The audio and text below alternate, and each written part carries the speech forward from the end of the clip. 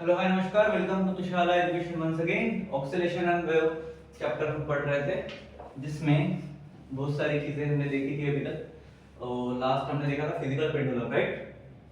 तो अभी हम आज देखने वाले हैं टॉर्शनल पेंडुलम। कौन सा पेंडुलम? टॉर्शनल पेंडुलम क्या होता है? तो टॉर्शनल पेंडुलम एक थीन वायर के हिसाब से आता है, ठीक है। तो एक थीन लाइट वायर हम बोल सकते हैं, इनएक्सटेंसिबल फॉर्मेट में रहता है, ठीक है। एग्जैक्ट डेफिनेशन की अगर बात करें तो जो यहाँ पे दी हुई है, a torsional pendulum is a system in which the object is suspended from a thin, light and inextensible torsion wire that can twist about its axis, ठीक है। उसी के एक्सिस पे ट्विस्ट होता है, okay. when the object is twisted and re-released, it undergoes angular simple harmonic motion। simple harmonic motion आप लोग को पता है, angular वाला भी मैंने उस दिन बताया था, याद है क्या? भूल गए? ठीक। Due to the restoring torque exerted by the wire. अब सबसे पहले ये समझना पड़ेगा इसके लिए कि बाबा रिस्टोरिंग टॉर्क क्या होता है। टॉर्क पता है सबको? रिस्टोरिंग टॉर्क पता है? चल मान के लो, जैसे किसने बोला है, when the object is twisted by the angle theta from its equilibrium position. चलो, एंगल थीटा से अगर कोई ऑब्जेक्ट को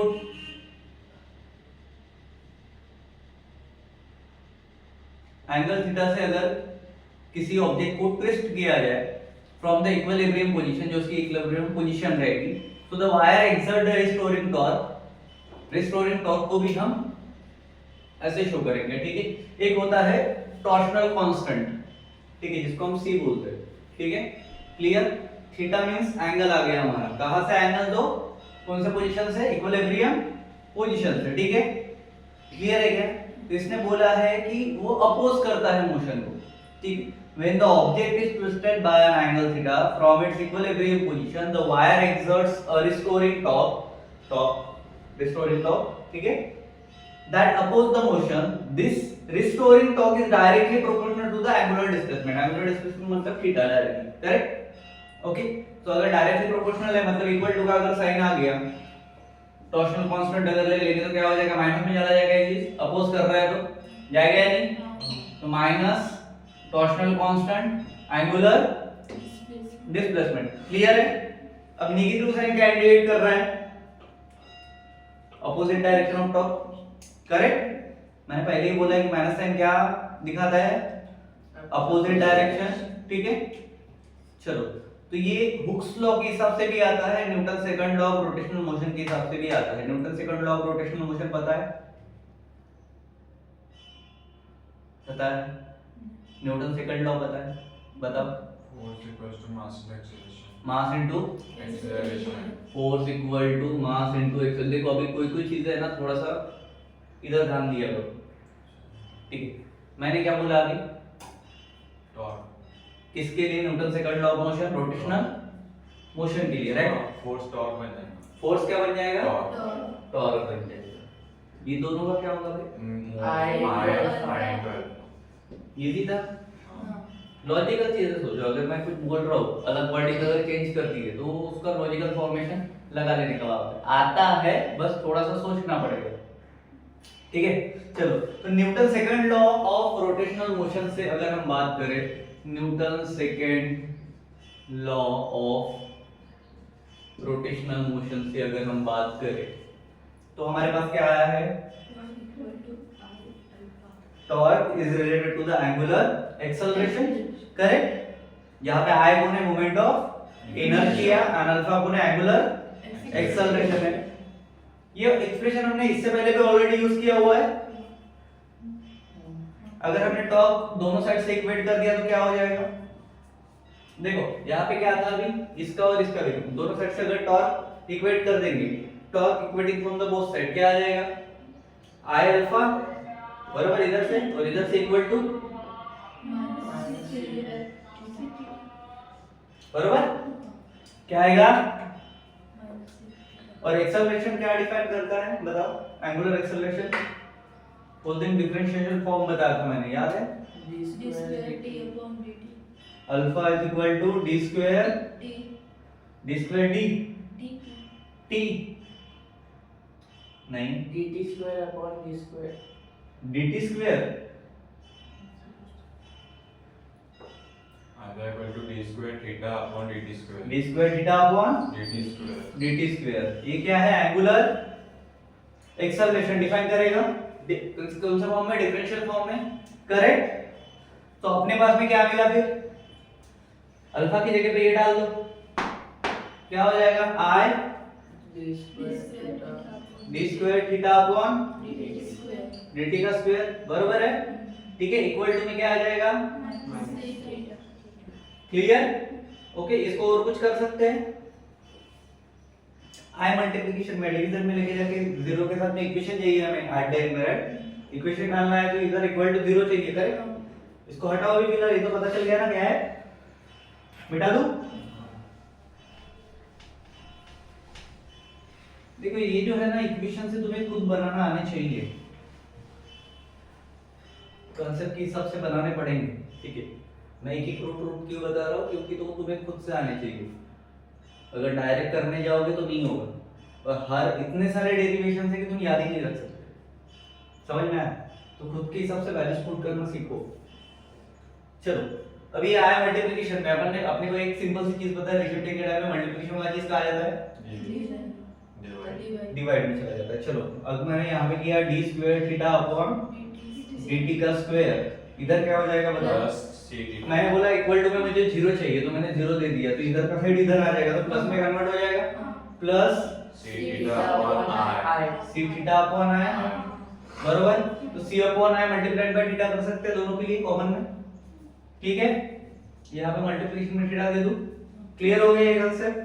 ये क्या हो गया? ये हो गया एंगुलर सिंपल हार्मोनिक मोशन। क्या हो गया? इसको हम बोलेंगे standard equation of simple harmonic motion. अब इसको सॉल्व किसने किया? मैंने किया है, तुम लोगों ने किया? जोर से बोलोगे। हमने. अब ऐसे मुझे टाइम पीरियड के लिए भी चाहिए, हर एक का टाइम पीरियड पता, देखो दिया नहीं है हर एक का टाइम पीरियड, ठीक है? लेकिन अगर याद रहेगा तो तुम्हें बार बार कैलकुलेशन नहीं करने पड़ेंगे, समझ में आया? सारे फार्मूले अगर याद रहते तो डायरेक्ट वैल्यू डालनी, समझ में आया? हटाओ इसको, नहीं तो तुम बोलोगे सर है तो नहीं, फिर आपने क्यों बताया? तो ऐसा नहीं होना चाहिए, इसलिए थोड़ा सा पहले ही बता दे रहा हूँ कि टाइम पीरियड सबका नहीं दिया होगा।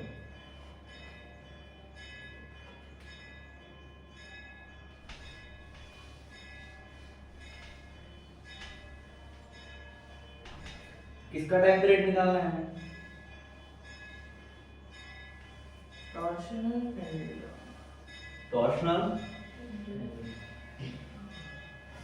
पेंडुलम, टॉर्शनल, तो time period for torsional pendulum.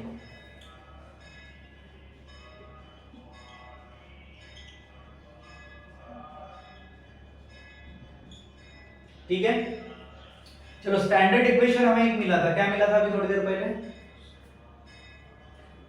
वो किसके लिए था स्टैंडर्ड इक्वेशन अभी जो निकाला था? किसके लिए था?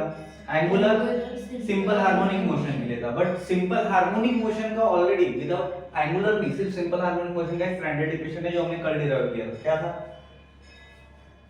बता सकता है कोई? सिंपल हार्मोनिक मोशन, मैंने वीडियो अपलोड नहीं मारा ना? सिंपल हार्मोनिक मोशन का स्टैंडर्ड इक्वेशन क्या था रे? d square theta upon dt square था और प्लस यहाँ पे ओमेगा था, बरोबर? इसका स्क्वायर था और साथ में क्या था? साथ में क्या था? थीटा था, इक्वल टू 0, बरोबर? क्लियर? अब यहाँ पे ओमेगा कौन है?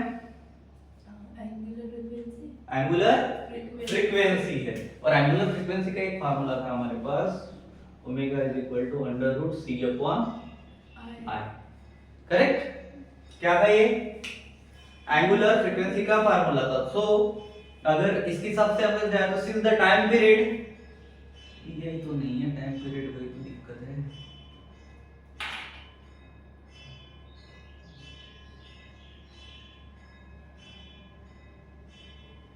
चलो ऑक्सीलेशन को अगर हम रिलेट करें टाइम पीरियड के साथ, ठीक है? Relate with time period,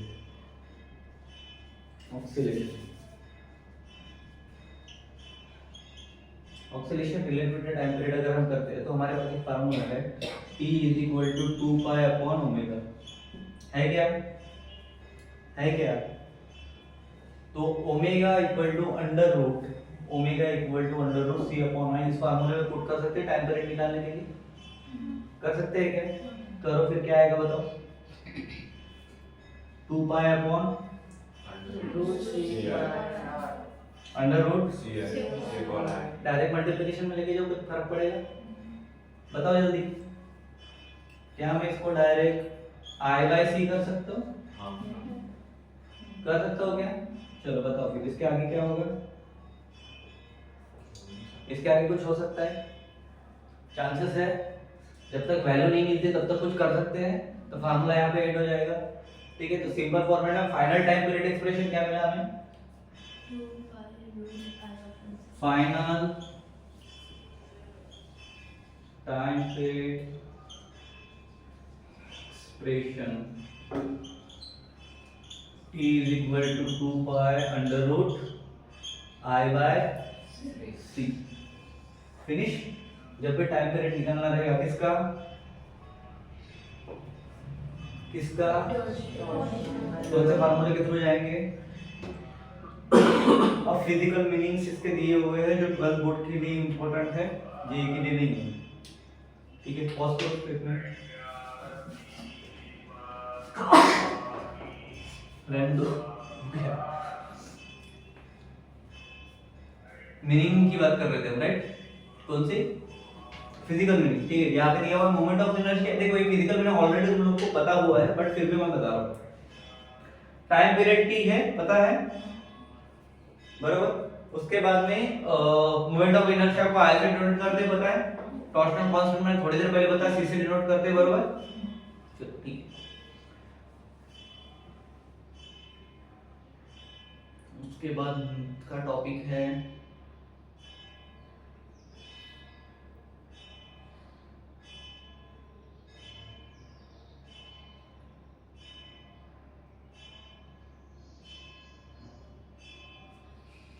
superposition of two simple harmonic motions.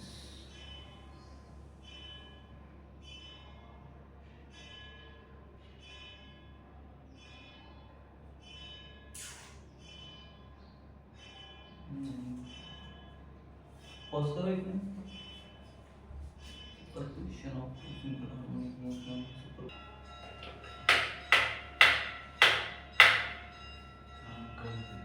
चालू कर दिया। Superposition of two simple harmonic motion in same direction and same frequency। देखो कुछ चीजें मैंने इसके बारे में तुम्हें पहले ही बता के रखी है। सेम डायरेक्शन के साथ में क्या आता है, सेम फ्रीक्वेंसीज रेट क्या आता है, 1/k वाला वगैरह याद है, F1 F2 x1 x1 + x2 x = याद है कुछ? है या नहीं है? अबे हाँ नहीं तो ना, दोनों ऑप्शन रहते हैं। मैथमेटिकल रिप्रेजेंटेशन अगर इसका देखते हैं,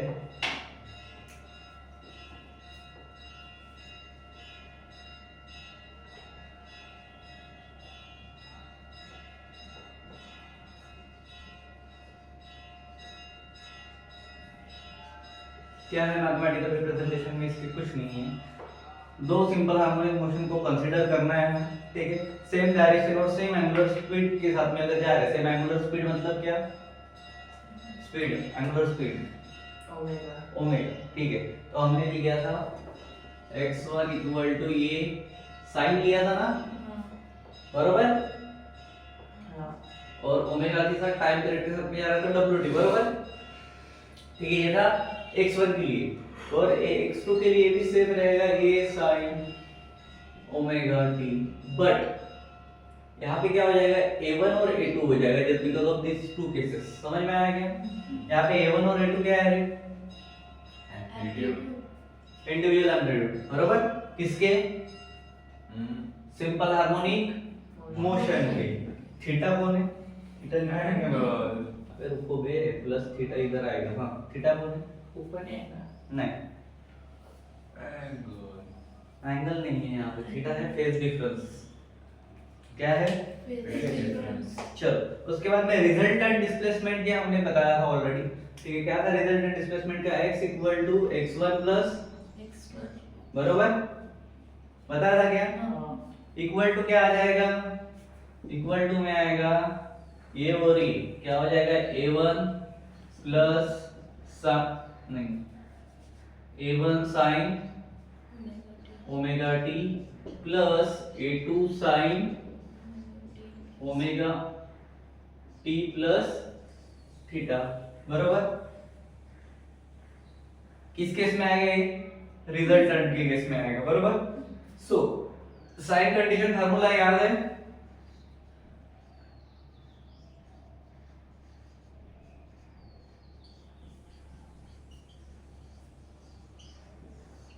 साइन कंडीशन फार्मूला पता है क्या? Sine A plus sine B पता है? Sine A plus sine B तो पता है कि नहीं है? नहीं। 2 cos theta A B upon 2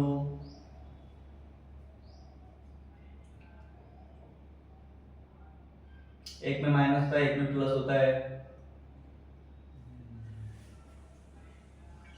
2 cos theta, ठीक है? थीटा भी है नहीं तो थीटा लेते हैं। 2 cos a minus B upon 2, ठीक है? cos हो गया, अभी यहाँ पे आएगा साइन प्लस के माइनस कुछ नहीं, डायरेक्ट मल्टीप्लिकेशन में साइन और a प्लस बी अपॉन 2, ठीक है? ओके तो अगर रिजल्टेंट को हमें एक्सप्रेस करना है तो क्या हो जाएगा? फाई ऐड ऑन हो जाएगा और इन सब का एम्पलीट्यूड अगर निकाल दे तो क्या हो जाएगा? एम्पलीट्यूड के लिए हम क्या करते हैं? मॉड वाला कंडीशन में रूट में डालते हैं, पता है? पता है क्या? अंडर रूट के अंदर डालते हैं। रूट का अंदर में स्क्वायर देते हैं। ठीक है तो क्या हो जाएगा अंडर रूट के अंदर में? a1 का स्क्वायर एक आएगा, a1 था, हाँ a1 था प्लस a2 का स्क्वायर प्लस इन दोनों का एडिशन मल्टीप्लिकेशन में तो a प्लस बी का square a square plus b square equal to twice a b, तो 2a1 a2 उसके बाद प्लस क्या आएगा? लास्ट का कंडीशन बताओ, प्लस क्यों आएगा? डायरेक्ट कर देते हैं ना cos थीटा, साइन के साथ तो साइन निकल जाएगा, साइन साइन कॉमन में cos थीटा, ठीक है? तो फेज कांस्टेंट अगर हमें निकालना है तो cos था sin था, sin अपॉन cos tan होता है, तो tan थीटा अगर हमें निकालना है, ठीक है? तो फेज डिफरेंस निकल जाएगा, tan थीटा नहीं आएगा इस बार, क्या आएगा? क्योंकि फाइनल में फेज डिफरेंस पकड़ के चल रहे हैं थीटा के साथ, राइट? क्या आएगा? आगे a2 sin थीटा अपॉन में क्या आएगा बताओ? a1 cos थीटा फिर a2 का क्या होगा? a1 sin theta a1 plus a2 cos theta बरोबर था। ये क्या रहेगा? ये आता नहीं है बट मैं बता रहा हूँ, ठीक है? ये उस केस का ही नहीं है। क्लियर? चलो भाई इसके बाद मेरे को वेव के बारे में तो तुमको पता है, बताने की जरूरत है? उसके बाद वेव ट्रैवलिंग मैंने बता दिया था, y equal to in bracket x comma t वाला बताया था क्या? बता नहीं था? नहीं। अबे पागल हो गए क्या? कल ही तो पढ़ा y इन ब्रैकेट x कॉमा t वाला इक्वेशन पढ़ा नहीं था क्या? अच्छा ये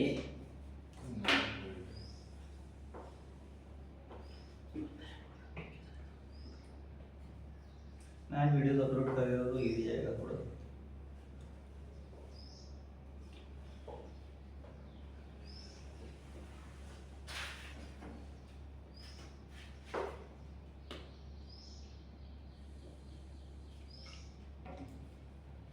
साउंड देख लिया हमने, प्रेशर ओवर डिस्प्लेसमेंट देखा हुआ है, न्यूटन के फार्मूले सब पता है, पीवी कांस्टेंट वाला हो गया, PV equal to constant, pressure volume constant पता है क्या?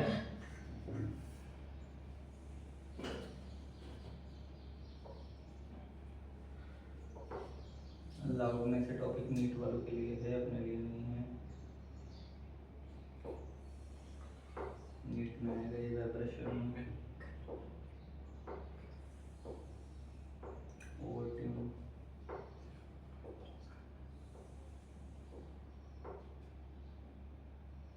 ठीक है। ओके, सो जो मेन मेन के जेडब्ल्यू मेन के जो कंसेप्ट है ठीक, वो इसमें कवर हो गए हैं पूरे। ओके, एडवांस के कंसेप्ट है उसके बाद के, ठीक है, बट अभी फिलहाल हमारी ज़रूरत है जेडब्ल्यू मेन, तो मेन मेन के कंसेप्ट में पढ़ते हैं। ओके, इसके बाद हम इलेक्ट्रोमैग्नेटिज्म और इलेक्ट्रिसिटी से रिलेटेड जितने भी चैप्टर्स है वो कवर अप कर लेंगे। तो यहाँ पे हमारा एक चैप्टर डन होता है। Thank you so much.